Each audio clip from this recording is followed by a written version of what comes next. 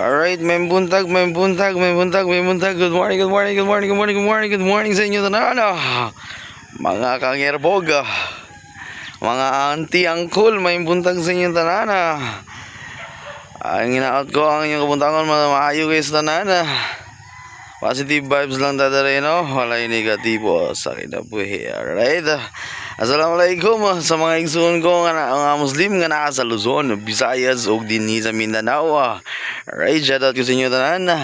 Hinaot ko nga ang kalinaw, panalangin ug kaluoy ni Allah kanunay mag-uban ka natong tanana. Amping kanunay ug Allah bless us all.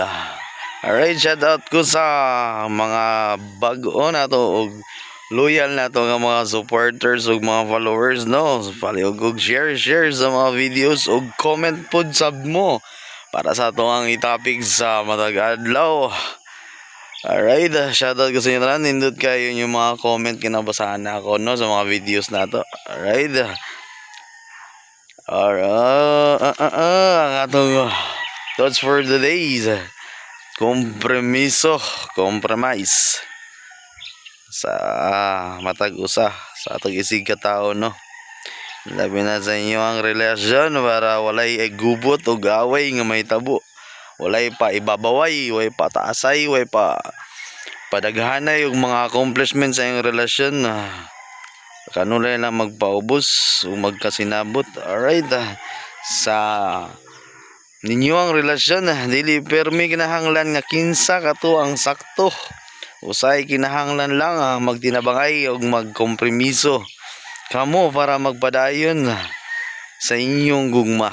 Alright. Kay kung ang tinuod nga naghinig og maay sa matag usa, willing mo maminaw, musabot ug mo-adjust para sa matag usa. Alright. Usabon ako, maminaw, musabot ug mo-adjust aron magkasinabot mo sa inyong matag usa. Right, bisan unsa pa ang problema nga moabot sa inyo ang relasyon, kamo ug kamo lang gyud po duha ang magkasulbad ug magtinabangay ana nga panghitabo sa inyo ang kinabuhi nga mag-uban na. Alright, magtinabangay kamo gyapon ug kamo ang mupili sa pag-usbong ngana sa inyong gimugna nga relasyon nga kauban mong duha. Alright, di ba? Agkasinabot ang magsinabtanay arong kanindot ug mapahiyusabon, magpaubos ba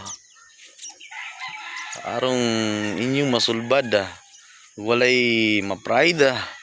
Although na may pride jud po ang isa ka tao, pero pagka magkasinabot mundo, nindot kayong dagan sa inyong relasyon. Alright, magkasinabot ug mag-adjust sa usag-usa aron makita ang ug masolusyonan ug patas ang ug maayo para sa inyong duha. Alright, God bless kayo, amping kanunay. Bye everyone. God bless.